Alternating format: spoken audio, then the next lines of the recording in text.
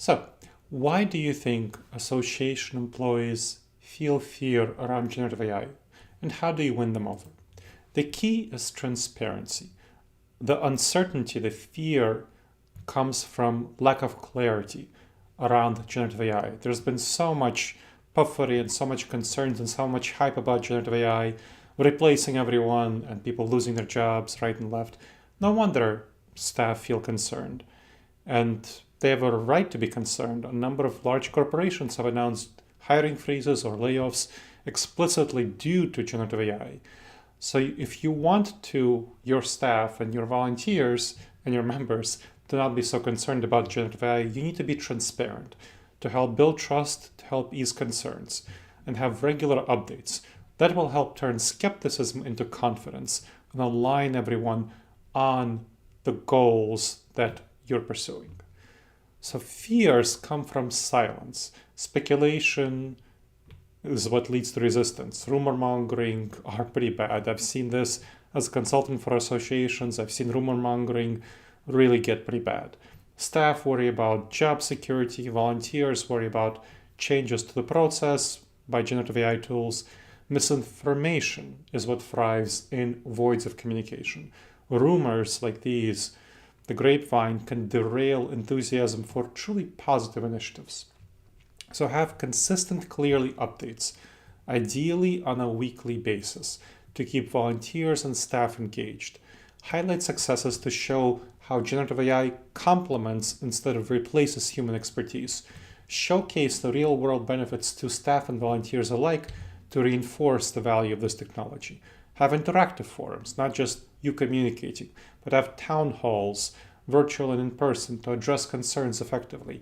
Have centralized portals accessible with transparent information. Have anonymous feedback opportunities where staff and volunteers can share their concerns transparently. Be honest. Acknowledge setbacks that happen. If you do so, that will help maintain your credibility. People know that there are setbacks. It happens. So be honest and be transparent. Sharing progress and challenges alike is what fosters goodwill and trust.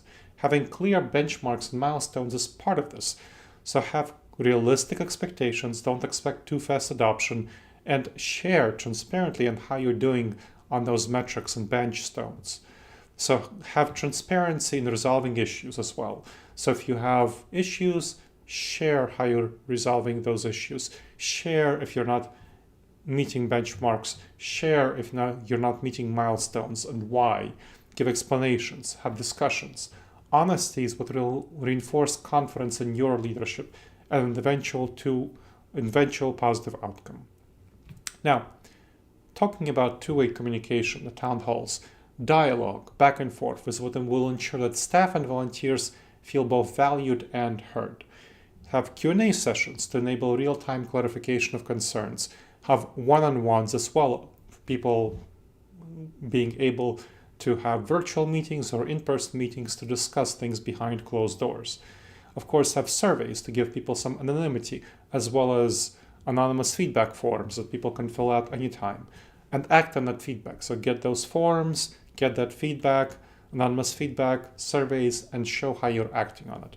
That inclusivity of staff and volunteers is what will transform people's fears and resistance into more of an advocacy and confidence approach.